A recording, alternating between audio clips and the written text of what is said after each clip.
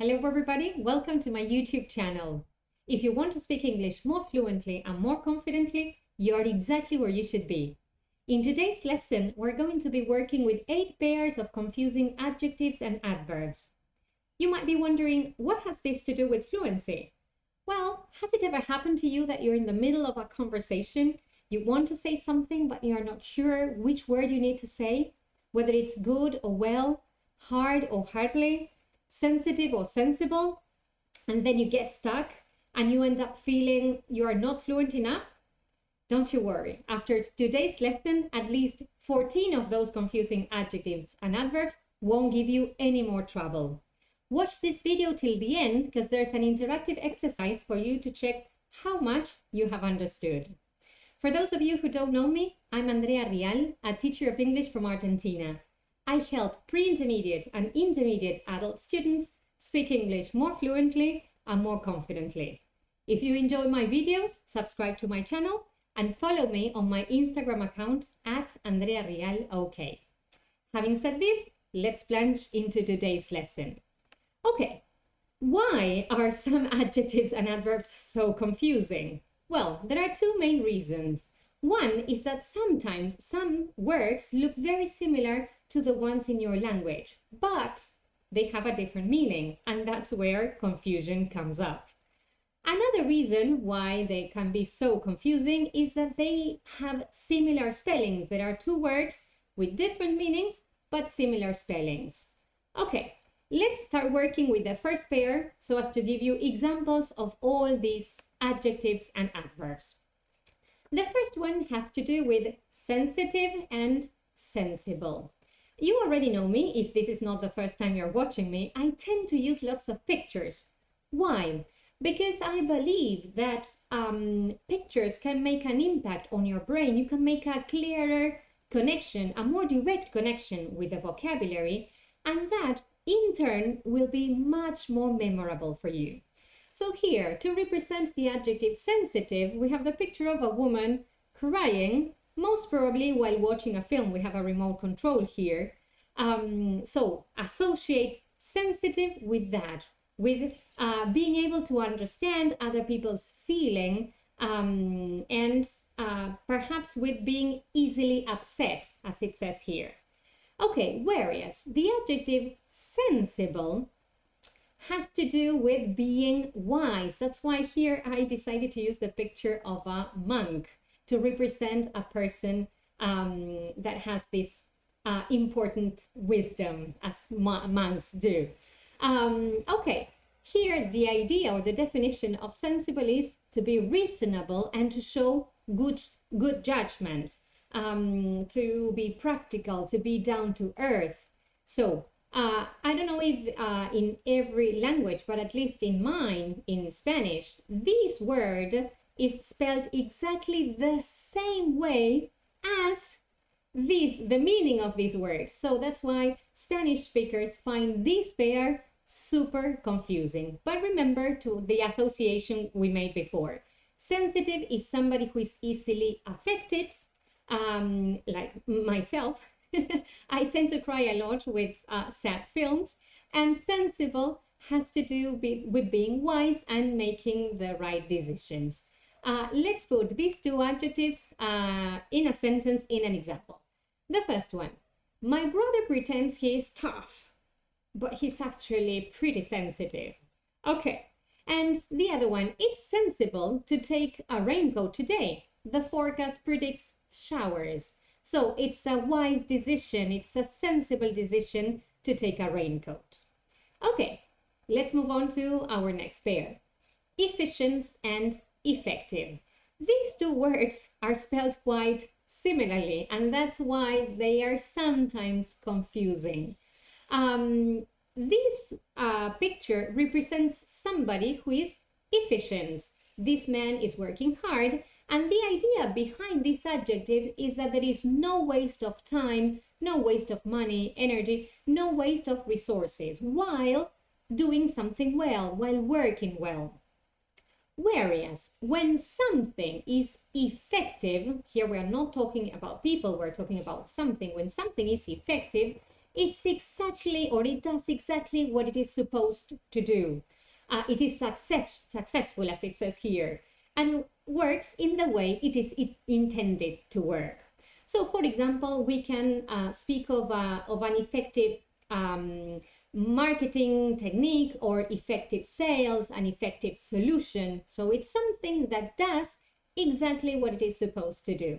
Whereas efficient could describe both a person, an efficient worker, an efficient secretary, or it could also be an efficient, for example, we can say an efficient use of resources, an efficient car, an efficient machine, so they work well and they produce no wastes. Yes. Okay, let's take a look at two examples. The first one says, Mark hired a very efficient secretary. She does things quickly and she's very well organized. So she's efficient. Remember, she works well and she doesn't waste time. The other sentence says, the treatment I got from the doctor was very effective. My back doesn't hurt anymore. So why was it effective? Because it did exactly what it had to do to stop the pain in my back. By the way, my back hurts. Okay, the other pair, fun and funny. Two words that are usually confused by students. In this case, the word fun describes something that is enjoyable, something that is exciting, whereas the adjective funny refers to something, or even a person, that makes you laugh. That's why the picture here of a man laughing out loud. You can speak of a funny story, a funny joke, a funny anecdote, a funny film. Anything that makes you laugh is funny. When something makes you have a good time, that thing is fun. Okay, look at the examples. The party was a lot of fun with games and music for everyone to enjoy. Then the other one says, his jokes were so funny that everyone was laughing uncontrollably. Can you imagine that situation? Really funny jokes. Okay, next pair. In this case, we have older and elder. These words are quite similar in spelling, but they are used differently. In this case, older describes this person, and we can say that this man is older than this other guy here. Both these words are the comparative form of the adjective old, but they are used, as I said before, differently. Older can be used to describe a person or something. So if we compare two buildings, we can say that one is older than the other, for example. Whereas elder only describes people and in general, people among a family, brothers, sisters. So in this case, we could say that he is his elder brother, yeah? And we can tell by the look on his face that he doesn't get along with him at all. Okay, just like myself and my brother when I was younger. Now I love him, my brother. Yeah, if you're watching this video, I love you, bro. Okay, so as I was saying, elder refers to your immediate family, whereas older refers to people or things. One thing to take into account is the fact that whenever you're using the full comparative and the word than, you are not going to use the word elder. So if I want to say that he is older than him, even though they are brothers, they are siblings, we have to use this word, not elder. We can use elder, for example, when we say he doesn't get along with his elder brother. Yeah. Okay, very good. Elder can also be used as a noun, and you can speak of the village elders, these people with a higher rank. But in this case, we're just focusing on the use of older and elder as adjectives. Again, older can describe a person or a thing, whereas elder just refers to people and family members. And if you use the word than, the only option is this one, older, not elder. Let's take a look at some examples. The older model of the car had fewer features compared to the newer version. And the other one says his elder brother is the one who takes care of the family business. So here it's describing a person of more age, let's say, but there's a connection, a blood connection, whereas here we're just describing how old a model is, how old something is. Okay, next pair, tall and high. Good. In this case, we can use the adjective tall to describe both people or things. And in this case, the description that we're focusing on is on the height they have from the ground upwards. Yeah, that's why here it says a 2-meter tall person or a 25-meter tall tree, and we describe them as, again, being tall. Whereas we use the adjective high just to describe things, as we have here, a mountain, and these things are a long way above the ground, yeah, like the description we have here of the mountain. Other collocations that we can have here with, for example, the word high, you can speak of a high wall, a high ceiling, a high shelf, yes, that perhaps a kid cannot reach, or a high switch, yeah, same thing that a kid cannot reach. Okay, and let's take a look at the examples to make this even clearer. The basketball player is exceptionally tall, towering over his opponents on the court. We cannot use the adjective high here to describe a person.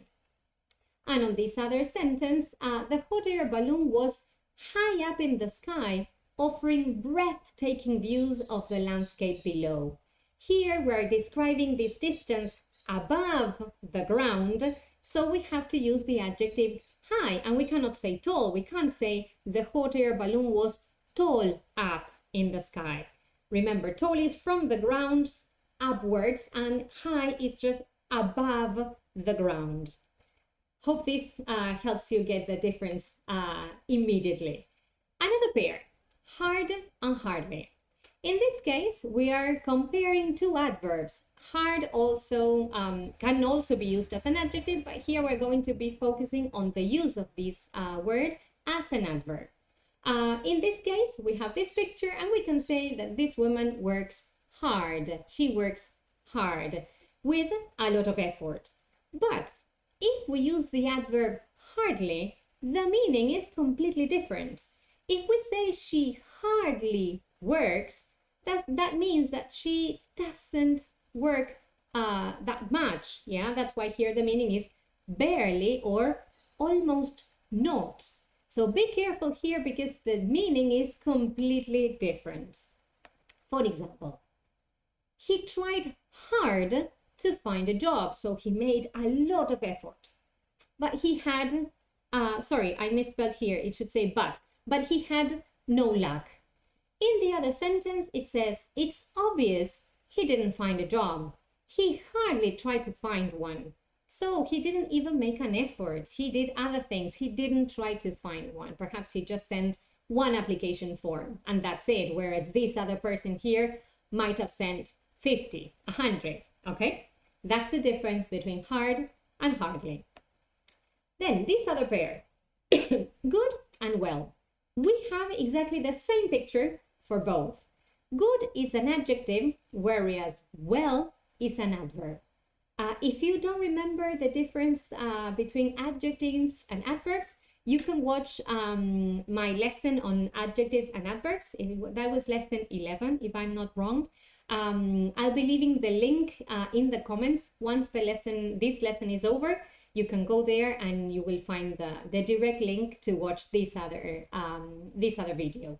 So going back to this, the adjective good can describe as every adjective a person or a thing. In this case, we're describing this woman. She's a good singer. Whereas adverbs, as in this case the adverb well, describes how something is done. In this case, the idea of well is in a successful way. So you can say she sings well, because here we are describing how she sings, whereas here we are giving a characteristic of the person, of the singer. She's a good singer, right? Let's take a look at two examples. The first one says, the new manager left a good impression on everyone at the meeting.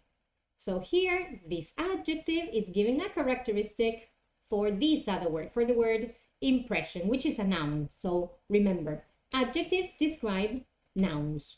Whereas in this other sentence, despite feeling nervous, she performed well in the competition.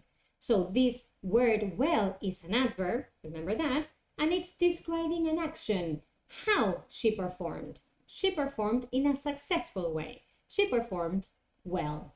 So this is the basic difference between good and well. They both transmit a very similar idea, but they are used differently in a sentence. If you're modifying a noun, a person or a thing, you have to use the adjective good. If you're modifying an action and you want to say how something was done, you have to use the adverb well.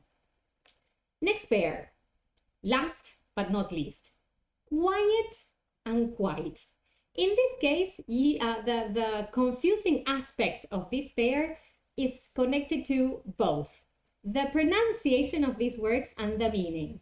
Remember, this first one is pronounced quiet and this one is pronounced quiet. So quiet means, okay, not making a noise or just very little noise. That's why we have here, shh, be quiet. Whereas quiet is an adverb. Yes, quiet is an adjective, quiet is an adverb, and it can modify an adjective or an adverb, and it will give some kind of degree to that. As it says here, moderately, but not very, quite. So it's quite cold, so you should take a jacket, yeah?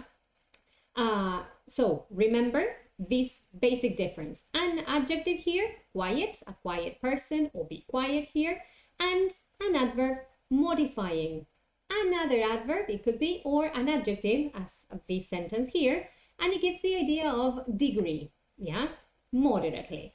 Let's take a look at two examples. Here it says, he prefers to work in a quiet environment without any distractions, just like me.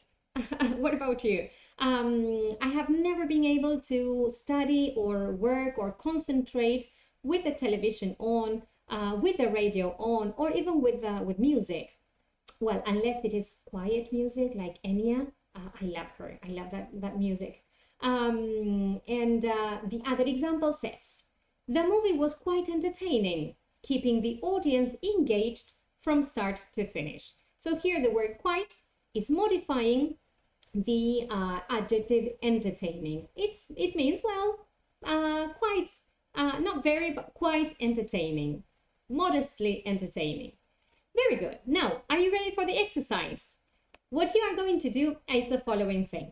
I'm going to show you a sentence and two options. You have to tell me, of course, the two options are going to be these confusing pairs. You have to tell me which option you think is correct. If you need some more seconds to think of the right answer, just pause the video before I give the right answer, think about it, and then press play again to check if your answer was correct. So let's see. And if it's not correct, don't you worry. You can do this exercise as many times as you want to. Yeah, you can watch this video over and over again until you really grasp the meaning of all these confusing adjectives and adverbs. First sentence, it says, she always makes sensitive decisions or sensible decisions based on logic and reason. Do you remember the pictures I showed you for these two adjectives? That woman crying while watching a film, and I felt so identified with that woman, remember? And then the monk representing wisdom. Now, do you remember the words above those pictures? Which is the correct option here? Somebody that is easily affected, or somebody, well, not somebody, because here we are going to describe the word decision.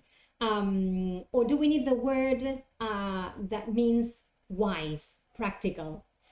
Pause the video if you need some more time. The right answer is sensible. You make a sensible decision, an intelligent decision, a practical decision based on logic and reason. Next sentence. The new manufacturing process is much more efficient or is much more effective. The second part of the sentence is going to give you a clue because it says, allowing us to produce more units in less time. So here we need, think of the picture. Remember that guy doing lots of things, working well and without wasting time? Or that picture describing doing exactly what it is supposed to do. Okay, efficient or effective? Pause the video if you need some more time. The right answer is efficient. Because remember that when you are efficient or when something is efficient, you work well and you produce no waste of time, of energy, of resources. So the new manufacturing process is much more efficient. Okay, next one. The comedian's fun anecdotes or funny anecdotes had the audience roaring with laughter throughout the show. Which of these two words is associated with laughing? Do you remember? Fun or funny? Let's see. And the right answer is funny, of course. The comedian's funny anecdotes had the audience roaring with laughter. Okay, next one. Mark is older than her friend Susan or elder than her friend Susan, being born 2 years before her. Here, remember these two things we mentioned. There is one of these words that is usually used with family members. And here, we're just talking about friends. They are not family members. And second thing, we also said that that word connected to family members is not usually used with the word than. So, which is the correct option here? Do you remember? 3, 2, 1. And the right answer is older. Mark is older than her friend Susan. We can, even if it said here than her sister Susan, we cannot use elder because we have here the word than, right? Next one. How are you getting on? The mountain peak is tall or the mountain peak is high, reaching up into the sky above the surrounding landscape. Here we said there's one that can be used for both things and people. In general, something that is high and tall, or the person being high and tall, from the ground upwards. And the other word meaning above or high above from the ground. Which one do you need? Let's see. The right answer here is high. The mountain peak is high. Okay, very good. Next one. They could hard hear each other over the loud music at the concert, or they could hardly hear each other over the loud music at the concert. Remember, yes, try to see if you can bring to mind the pictures I used. One of a person working with a lot of efforts, and the other one, the other person not working at all. So what do you need here? Something that implies a lot of effort or meaning almost not. And which is which? Hard or hardly? Let's see. The right answer here is hardly. They could hardly hear each other over the loud music at the concert. Okay. This next sentence says, the new manufacturing, I was about to say, the new marketing strategy proved effective, resulting in a good increase in sales for the company or in a well increase in sales for the company. Do you remember we said here that one is an adjective and another one is an adverb, and that one describes nouns whereas the other one describes actions? In this case, we are describing the word increase, and increase is used as a noun here, resulting in a increase. We need an adjective. Which is the adjective? Good or well? Let's see. Good. Resulting in a good increase in sales for the company. Okay, next one. The last one. She was quiet, pleased with the outcome of the project. This is the pronunciation of the first one, quiet, as it exceeded her expectations, or she was quite pleased with the outcome of the project. What do you need here? We have an adjective, pleased, satisfied. Can we use another adjective there, or do we need an adverb? Okay, let's see. 3, 2, 1. And the right answer is quite. Yeah. Moderately, yes. So she was quite pleased with the outcome of the project. Almost very. Remember? Okay, very, very good. So what have we learned in today's lesson? Okay, these 8 pairs of adjectives and adverbs that are usually confusing in English. That students get quite confused when they have to use them. Remember, either because their meanings are similar their spellings are similar to a word in your own language, or because they might have similar spellings. Yes, look at these. If efficient and effective, the spelling is quite similar. Older and elder. Yeah. Okay. If you have any doubts about this, you can write your question down in the comments, and I will be very pleased to help you. Having said this, we have come to the end of today's lesson. So give this video a like if you enjoyed it. If you feel you have learned something new, something more, and you feel that after this video, you're going to speak English more fluently and more confidently. Please tell me in the comments which pair you find the most difficult or the most confusing, and we can talk about that, and I can give you some other examples to clarify the difference. Subscribe to my YouTube channel to get immediate notifications whenever I upload a new video or when I go live. Remember, you can also follow me on my Instagram account at Andrea Rial okay, that's something else. And that's it for today. Thank you very much for watching. See you next time. Bye-bye.